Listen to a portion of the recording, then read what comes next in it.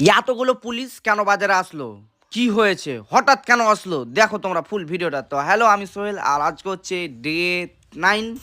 সকাল সকাল আব্বা কলার গাছে জল দিচ্ছিল, তার জন্য আমার মেয়েও বলছে যে না না আমিও যাবো, পিছন পিছন চলে আসলো ওয়াও একদম।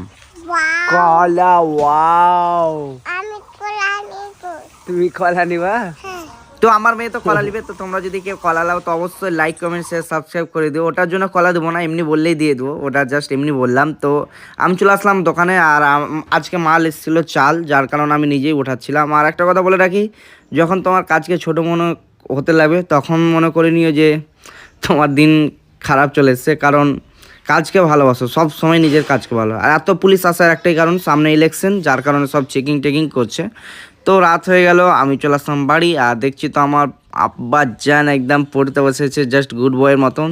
তো মিলি ব্লগটা এই পর্যন্ত, ভালো লাগলে লাইক কমেন্ট শেয়ার সাবস্ক্রাইব করে দিও।